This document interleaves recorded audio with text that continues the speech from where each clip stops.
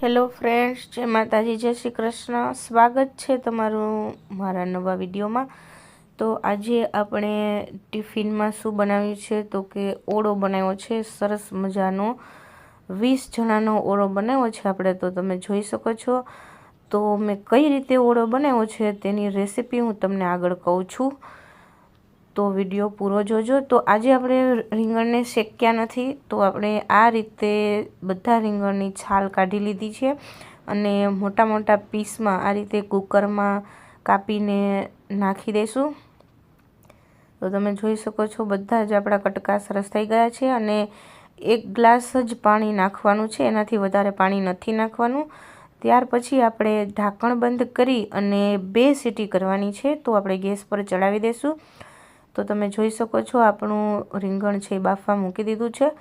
તો હવે આપણે બાફીને તેનું સરસ મજાનો પલ્પ કરી લીધો છે।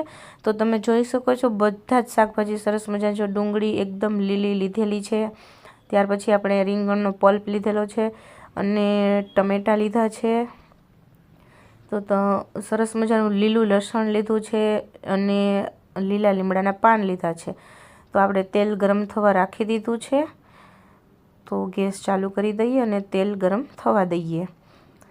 તો તમે જોઈ શકો છો આપણી બાજુમાં સરસ મજાની કઢી ઉકળી રહી છે, જેને આપણે રજવાડી સ્ટાઇલમાં બનાવી છે અને બાજુમાં કુકર ખીચડીનું પણ થઈ ગયું છે।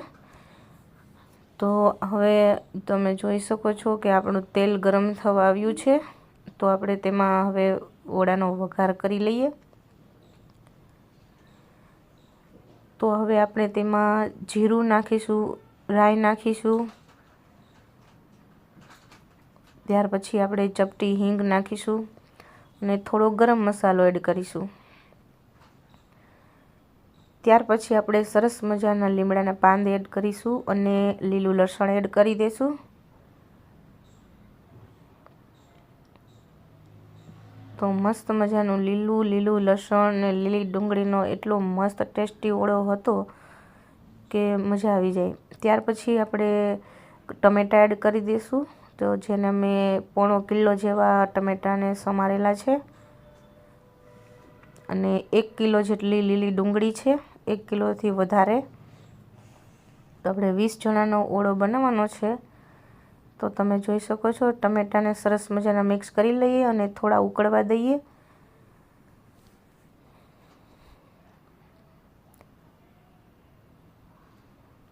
તો હવે તેમાં આપણે થોડું નમક એડ કરી દઈએ, જેથી કરીને ટમેટા સરસ મજાના સોફ્ટ થઈ જાય। અહીંયા મેં રીંગણ પણ 1.25 કિલો કે 1.5 કિલો જેટલા લીધેલા હતા, તો તમને સરખું માપ ખબર પડી ગઈ હશે કે 20 જણા માટે કેટલું જોઈએ। ત્યાર પછી આપણે સરસ મજાનું પહેલાં મિક્સ કરી લઈએ, જેથી કરીને ટમેટું સરસ મજાનું સોફ્ટ બની જાય। અને હા, વિડીયોને જોતાં જોતાં વિડીયો લાઇક કરી દેજો અને સરસ મજાની કમેન્ટ કરી દેજો, અને જો નવા હોય વિડીયો પર તો મારી ચેનલને સબસ્ક્રાઈબ કરી દેજો। તો તમે જોઈ શકો છો આપણા ટમેટાં સરસ તેલમાં સંતળાઈ ગયા છે। તો હવે આપણે ડુંગળી એડ કરી દઈશું। તો મેં અહીંયા 1 કિલોથી વધારે ડુંગળી કાપીને લઈ લીધી છે, લીલા પાનનો ભાગ પણ અંદર નાખ્યો છે, જેનો ટેસ્ટ ખૂબ જ સરસ આવે છે। તો હવે સારી રીતે આપણે મિક્સ કરી દઈએ તેલ સાથે।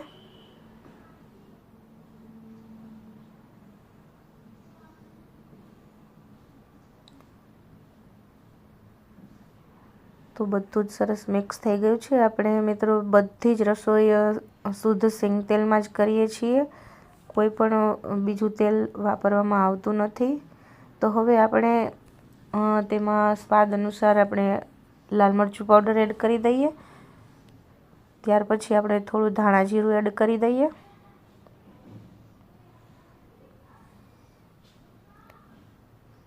અને થોડો એવો ગરમ મસાલો ફરી પાછો નાખ્યો છે અને થોડી એવી હળદર નાખી છે। ત્યાર પછી આપણે બધું જ સરસ મિક્સ કરી દઈએ।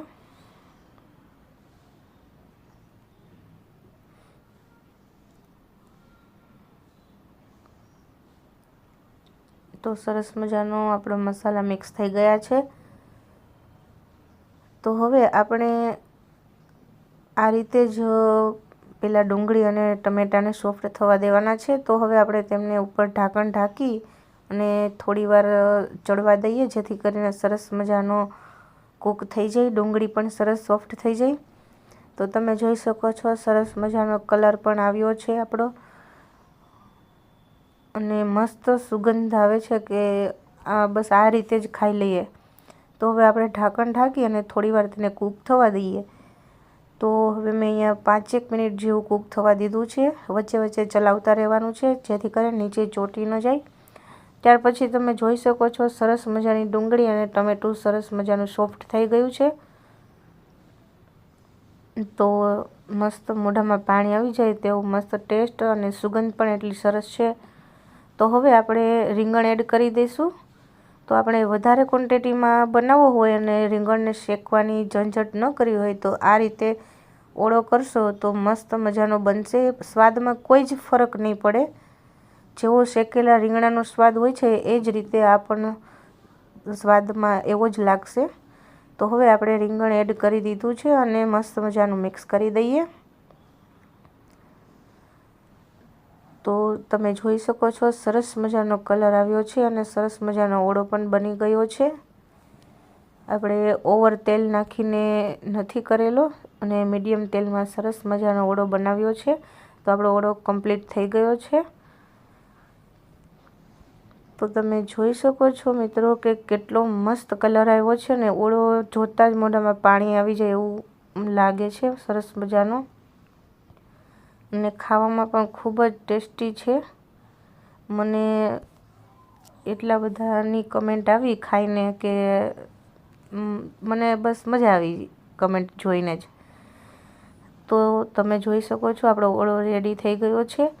બાજુમાં આપણી ખીચડી પણ બની ગઈ છે, કઢી પણ બની ગઈ છે, અને હવે આપણે સાઈડમાં ભાખરી આપવાની છે। તો આપણે સરસ મજાની 70 ભાખરી બનાવવાની છે, તો એ પણ રેડી કરી લીધી છે અને સરસ મજાનું ટિફિન પણ પેક કરી દીધું છે। તમે જોઈ શકો છો કે મસ્ત મજાનું ટિફિન સરસ ગરમા ગરમ બધું જ છે। તો આપણે ખીચડી છે, પાપડ છે, ભાખરી છે, ત્યાર પછી સલાડ છે, મસ્ત મજાનો ઓળો છે અને કઢી છે। તો આપણું દેશી ખાવાનું જે મજા આવે તે બીજા કોઈ જ જમવાની મજા નથી આવતી।